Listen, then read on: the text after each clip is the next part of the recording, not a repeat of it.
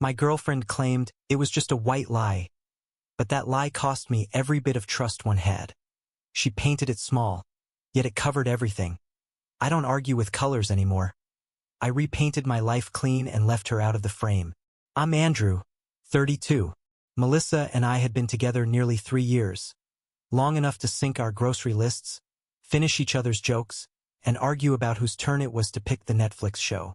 To everyone else, we were solid, predictable, couple that worked. I thought so too. That morning started like any other. Sunlight through half-closed blinds, pancakes on the stove, her humming off-key. Then her phone rang. Unknown number. She glanced at it, froze, and her face just changed. Tears welled up before I could even ask. "My grandpa had a stroke," she whispered. "I need to get to Portland." I offered to drive her to take a few days off work. She shook her head. "I need to handle this alone." So I did what a good boyfriend does. Bought her ticket, transferred money for gas, sent flowers to a hospital I couldn't pronounce. 2 nights later, while my coworkers streamed a live concert from San Diego, I saw her on the screen, laughing, dancing, arms around a man I recognized. Josh, her ex, the one with the mugshot smile. I didn't explode. That's the part people never believe when I tell them. You expect rage. Smashed plates, shouted questions, maybe a dramatic drive down the highway to confront her mid-chorus of that stupid festival anthem. But instead, I just sat there with my takeout noodles going cold and my coworkers yelling, "Rewind that part," over the music stream, while the image of Melissa laughing with her ex burned itself into my brain like a watermark. I didn't call her. I called her mom. "Hey, Mrs. Donahue," I said, trying to sound casual. "Just checking in. How's Grandpa doing?" There was a pause, long enough that I could hear the squeak of a screen door on the other end. "Andrew, he's outside watering the garden." I closed my eyes. The lie hit me in slow motion. Then her dad's voice cut in, gravel and disbelief. "She told you what?" "That her grandfather was dying, so she could run off with that ex-con." Apparently, Josh had been sniffing around again. The same Josh who'd spent 6 months in county jail for a misunderstanding that involved a bar fight and a broken jaw. Her parents thought she'd moved on, found stability. Instead, she'd resurrected a ghost. 5 minutes later, my phone buzzed. Melissa 2 hearts. I stared at it until it stopped ringing. A text followed. "Doctors say he's not doing well. Staying 1 more night." I almost laughed. Instead, I took screenshots. Every lie deserves an archive. When she finally called, it wasn't to apologize. It was pure panic. "You called my parents? Are you insane?" "I was worried about your grandfather," I said evenly. "Apparently he's quite healthy." "It was just a little white lie," she snapped. "You didn't have to humiliate me." In the background, I heard shouting, her father's voice booming like thunder. "A little lie? You buried your own grandfather for a weekend trip, Melissa." Then chaos. Muffled voices, a slammed door, the sound of her mother crying. Melissa was screaming now, a mix of guilt and rage. "You ruined everything. You always have to control the situation." "Control," I said quietly. "You lied about a dying man." Silence. Just her shaky breathing, then a low hiss before she hung up. That was the last real conversation we ever had. The rest happened fast, like dominoes falling in a clean line. Her father called me that evening to apologize. "I don't know what's gotten into her, son. She's lost herself." I told him it wasn't his fault. Some people don't lose themselves. They just finally show who they've been all along. By midnight, she'd started damage control. A text storm. "You embarrassed me. You had no right to call them. You never trusted me. I can't believe you do this over one mistake." I didn't respond. Instead, I opened my laptop, logged into the shared accounts she insisted we set up for convenience. Credit card, removed her name. Phone plan, transferred her line to her own billing. Car insurance, canceled the shared policy. She wanted independence. She had it. Her last text came at 2:14 a.m. "You'll regret this." Maybe I thought as I packed a small duffel bag with the essentials, laptop, toiletries, one decent shirt. But regret requires attachment, and the only thing connecting us now was a trail of deleted messages and one perfectly healthy grandfather. The next morning, I left our apartment key on the counter, next to a half-empty syrup bottle and a note that simply said, "For the record, I loved you when you were honest." Then I walked out. By noon, she drained our shared savings account of $312, her half of the rent. That was her final act of rebellion. Symbolic theft. A farewell souvenir. I almost admired the consistency. For a few days there was quiet, eerie, calm quiet like the stillness before an aftershock. Friends texted asking if we'd broken up. I told them the truth. She's in Portland. It wasn't even a lie anymore, metaphorically. She was halfway to another world, another version of herself. But lies, like shadows, don't stay buried. And Melissa's had a way of stretching further than she thought, toward places she didn't know I could see. The next morning, I learned that shame doesn't make everyone quiet. Some people scream to drown out the echo. I was making coffee when the first bang came, not a polite knock, but the kind that says this is theater. Through the peephole, I saw Melissa in her favorite crop jacket and oversized sunglasses, standing beside Josh, whose idea of dressing up apparently meant a muscle tank that said loyalty over everything. Irony dies young. He was pacing, fists clenched, adrenaline buzzing like static. "Come down here, man. Let's talk face to face," he shouted. Talk? Sure. Because the kind of guy who once fractured someone's jaw for looking at his girl wrong was suddenly all about healthy dialogue. I didn't move, just watched as they staged their little protest on the sidewalk. Melissa kept shouting up at my windows, alternating between rage and performative tears. "You can't just ignore me, Andrew. You're holding my stuff hostage." For the record, I'd already packed her things neatly in boxes, labeled, taped, ready for pickup. They were stacked just inside the lobby, waiting for her signature. But drama needs an audience, and our building's residents were providing one. Curtains twitched. A dog barked. Someone recorded. Then came the inevitable call to security. Chuck, the building guard, was a retired Marine built like an oak tree. Calm, courteous, allergic to nonsense. He stepped outside with the patience of a saint. "Ma'am," he said, "Mr. Reed's already authorized release of your belongings. They're right here in the lobby." Melissa's voice rose another octave. "He's lying. He's keeping my medication. My antidepressants are in those boxes." Chuck opened the first box. Clothes. The second. Makeup. The third, perfume bottles, jewelry, a curling iron. He raised an eyebrow. "Unless you're applying your meds with a mascara brush, I think you're mistaken." Josh puffed his chest. "You can't talk to her like that, man." Chuck didn't even blink. "Son, I've been to Fallujah twice. I'll survive this conversation." They left soon after, but not quietly. Melissa screamed that I was abusive, manipulative, and mentally unstable. That I'd ruined her reputation. The irony was exquisite. She was doing a better job of ruining it herself than I ever could.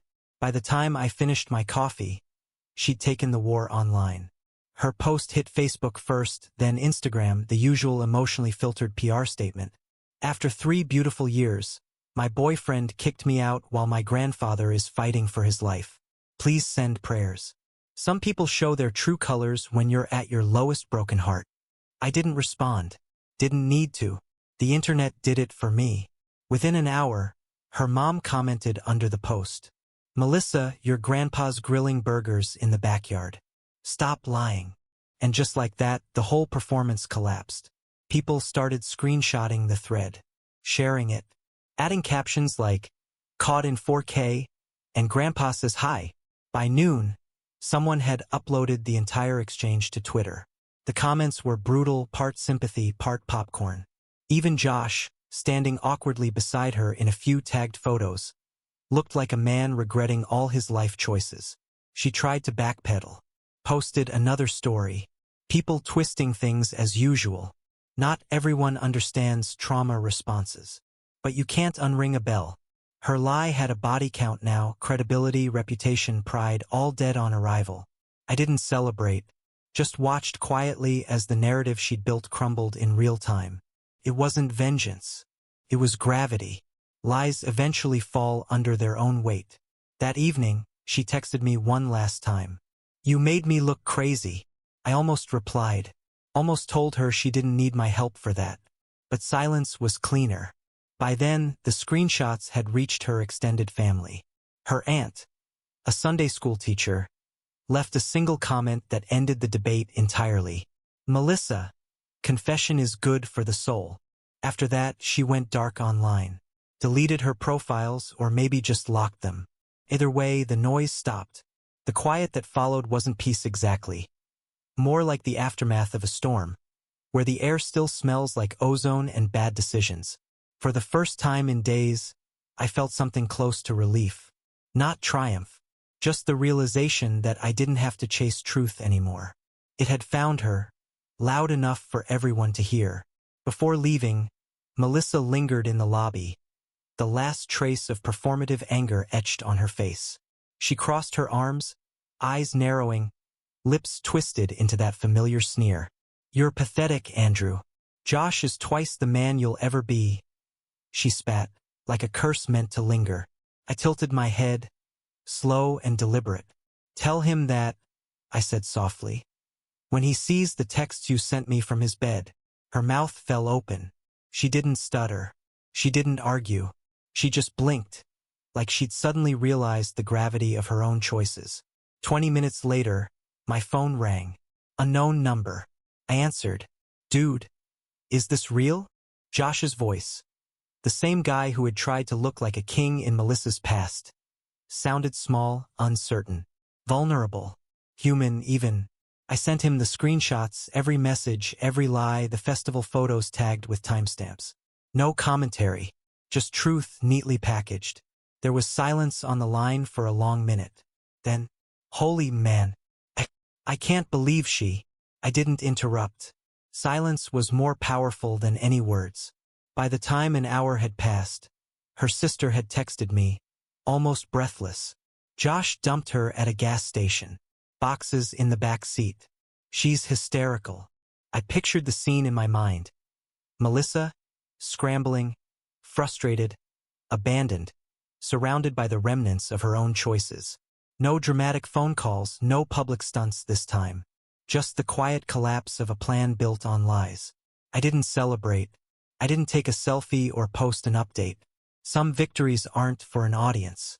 They're for the air you breathe afterward, when tension releases and the world feels, finally, like it's caught up with truth. A week passed. Social media was quiet now. Melissa's profiles were either deleted or private. Her online army dispersed. Josh had blocked her wisely. Even her family seemed to avoid mentioning her, except for casual, knowing glances that said, "We saw what happened." I went back to my apartment. My routine had survived the storm. Coffee, music, books stacked in neat piles. The air smelled like clean linen and leftover pancakes. The apartment, once a stage for someone else's drama, was now mine again. Peace wasn't loud. It didn't need approval. It simply existed like a room suddenly full of light. I checked my phone one last time. A single text from Melissa, unsent until late at night. "You think you're better than me. You're not. You'll regret this." I left it unread. Some words are better left floating in their own absurdity. By the next morning, it felt like she had never existed. Almost. The lesson lingered. Lies cast shadows, but truth, quiet, patient, deliberate truth, has a reach far longer than you imagine. In the following weeks, I tightened up boundaries, canceled shared accounts, and changed passwords. Not out of paranoia, but principle. Trust, I realized, was fragile. Respect, earned, wasn't negotiable. And revenge, well, revenge didn't always need fireworks. Sometimes it just required patience, clarity, and letting her collapse under her own weight. Life went on. I went back to work, to dinners with friends, Sunday hikes, late-night movies. Small, steady pleasures. Melissa became a footnote, a cautionary tale more than a wound. The shadow she cast was gone, replaced by the quiet comfort of knowing I hadn't stooped to match her chaos. Justice doesn't need to scream. Some victories simply settle, like dust in a sunbeam, and you walk past them every day, knowing the balance has returned. The week after the gas station incident, Melissa's entitlement didn't fade. It metastasized. She started with HR. Claimed I harassed her at work. The problem? We hadn't even shared a shift in years. I forwarded the screenshots, the texts, the festival photos, her confessions, and left it at that. HR called me back the same afternoon. Andrew, we reviewed the evidence. That's impressive. You have nothing to worry about. We will issue a formal cease and desist to Ms. Donahue. I smiled, thanked them, and returned to my day. Some victories don't make noise. They just land like a feather on a table, gentle, inevitable. Then came the financial collapse. Her father, long patient, cut her off entirely. Phone disconnected, car repossessed, her credit card frozen. I got a text from an unknown number. It was her, of course. You owe me for emotional distress. I left it unread. Some debts aren't mine to pay. Next, she called her grandmother. The same one she'd supposedly buried in Portland. The one she'd invoked as emotional leverage. I listened as the call went on speaker, careful to keep my distance. Grandma's voice was calm, gentle. Andrew, I hear everything. That ungrateful girl. I think it's time I write her out of my will. Even the matriarchs were catching up to the truth. Balance wasn't revenge, it was inevitability. A week later, the final act. Melissa outside my gym, phone in hand, friend filming. Classic social media theater. She started shouting, hand gestures wild, voice carrying over the treadmill hum. See? He's scared of me. He won't even come out. I walked past, towel over my shoulder, calm as ever. Stopped, looked straight into the camera. I don't hug people who fake family deaths for concert tickets, I said. The friend wavered. Melissa froze. People walking by gave side glances, judgment, not outrage. Nobody filmed the rest. No crowd gathered. No one applauded. The spectacle fell flat because truth has weight. Lies, no matter how loud, never float. Her texts continued sporadically. You think this proves you're strong? I'll make you regret this. I didn't respond. Some lessons, I realized, are best taught by absence and consequence. Words only matter if they have witnesses. Lies vanish without proof. Honesty resonates with anyone willing to pay attention. Even her friends started pulling back. Messages turned from support to awkward silence. One text from her old roommate. Melissa, I don't even know what to say. That Portland thing was wow. I archived the conversation. History doesn't need an audience, it just records. By the end of the month, life had returned to its rhythm. Mornings with coffee, evening runs, friends stopping by to laugh about movies we'd seen too many times. Melissa's shadow shrank into a faint memory, the sort of story you tell yourself to make sense of chaos. Some consequences don't wait.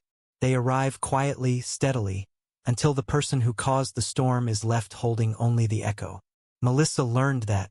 I didn't need to scream, post, or prove anything. The universe, combined with patience and restraint, did it for me. And me? I was left with something rarer than victory. Peace, dignity, and a reminder that a small lie, when unchecked, always casts a long shadow. But truth, calm and deliberate, always catches up. A month later, the final curtain fell. I heard through a mutual acquaintance that Melissa had been arrested for shoplifting. $180 worth of clothes, with $250 cash tucked in her wallet. Her excuse? I deserved nice things. Her parents refused to bail her out. Even Josh, last I checked, had blocked every number and social media account she'd used to try and worm back into his life. The carefully constructed world she tried to build, the lies, the excuses, the performances, collapsed like a house of cards. I wasn't angry anymore. Not at the police reports, the screenshots, or even the social media fallout. I was done. That small white lie she'd spun over pancakes had swallowed her entire life. Family, friends, credibility, and every shred of dignity she thought she owned. And me? I moved forward. I met someone new at my climbing gym. Quiet, sharp-witted, not prone to drama. On our third date, over coffee and chalk-stained hands, I told her the story. She laughed. My ex faked having cancer to go to Vegas.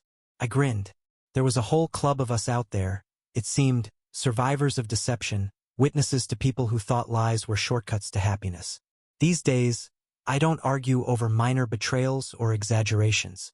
I don't stress over texts left on read, or the occasional harmless white lie someone tells themselves to get through the day. Life is too short for second-guessing character, too long to dwell on shadows. I focus on what matters. Honest mornings, friends who keep their word, weekends that don't include emergency calls about someone else's chaos. My apartment smells like coffee and fresh paint. My playlists are mine. My books untouched by unsolicited opinions. Even the walls feel calmer, unburdened by drama. Melissa exists now only in anecdotes, a footnote in a life that is mine to live. I repaint my life clean, bright, uncluttered, deliberate. Every laugh, every sunrise, every weekend trip is unshaded by her lies. And that's the quiet, final revenge. Peace.